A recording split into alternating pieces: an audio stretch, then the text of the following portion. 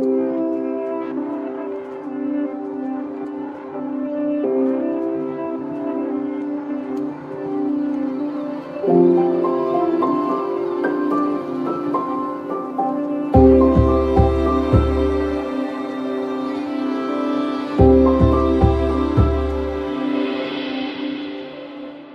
I've been traveling again, and this time to Banaras or Kashi or Varanasi, whatever you may choose to call it.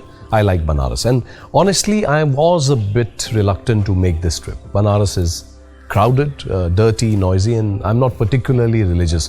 Food I love, people I love, so I made this trip anyway. And contrary to my expectations, the moment I landed in Banaras, I just loved the place. अजनबियों से मिलना, looking at life coexist side by side with that, observing the sheer joy faith can bring, and of course the Ganga and how it connects all of this. I must say I came back humble, to say the least. हम अपने आप को इतने फन्ने खां समझते हैं, लेकिन बनारस में जाकर I think life hits you on your face कि कम वक्त संभल जा. मैंने काफ़ी जद्दोजहद के बाद इस कविता का नाम ही बनारस रख दिया. इसका और कोई नाम हो भी नहीं सकता था, लेकिन इसके 3 पार्ट हैं, मानो छोटी छोटी 3 मिनिएचर कहानियां या कविताएं हों. मुलाहिजा फरमाइए. पहली, बनारस में रीबॉक का जूता. पैर जैसे ही गाय के गोबर पे पड़ा सफेद रीबॉक के जूते की उम्र और कीमत दोनों याद आ गई. पर गली के भिकमंगे बच्चों ने समझाया, अंकल परेशान न होइए, दूसरे जूते को भी गोबर में डुबोइए. अब दोनों एक ही रंग के हो जाएंगे, ना आपकी आंखों को खलेंगे, ना कीमत याद दिलाएंगे.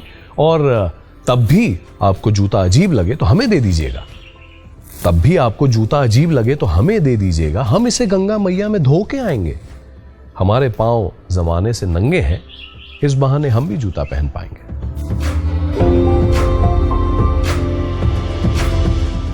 दूसरी कविता, बनारस का मदारी. बंदर बंदरिया का नाच घाट पे रोज चलता है. बंदरिया आगे ज्यादातर, कभी कभी बंदर भी चलता है. बंदर बंदरिया का नाच घाट पे रोज चलता है. बंदरिया आगे ज्यादातर, कभी कभी बंदर भी चलता है. मदारी की आवाज सुनते ही दोनों जम के डांस करते हैं. कभी बंदर पिस्तौल उठाता है, कभी कपल बन के रोमांस करते हैं. मैंने जाने क्यों मदारी को समझाया, जानवर के साथ ऐसा क्यों करते हो भाई, आजाद कर दो इन्हें. जानवर के साथ ऐसा क्यों करते हो भाई, आजाद कर दो इन्हें. सारा दिन क्यों बांधे रखते हो भाई, आजाद कर दो इन्हें.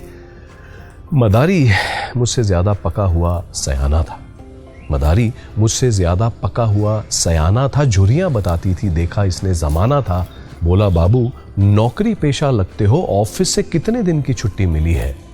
हमारे बंदर की चिंता है, अपने मदारी से क्यों नहीं बात करते हो.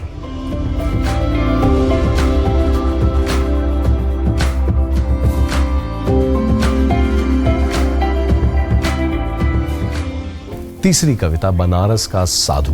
This is also the closest to my heart. खाट पे बैठे एक साधु से पूछा, क्यों बाबा कुछ वेद शेद जानते हो या यूं ही पाखंड करते हो.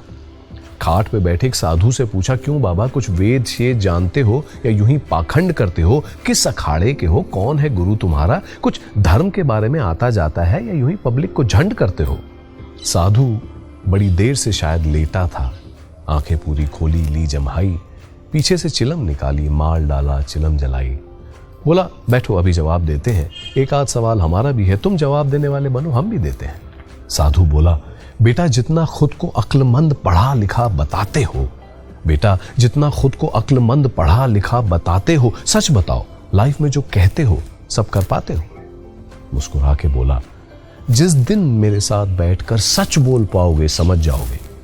जिस दिन मेरे साथ बैठकर सच बोल पाओगे समझ जाओगे.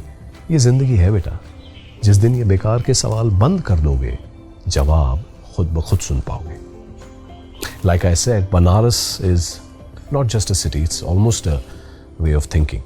और जो भी जगह आपको सोचने पे मजबूर करे, वो हमारा बनारस है. So wish you all your personal Banaras, much sunshine and laughter to you. All the very best.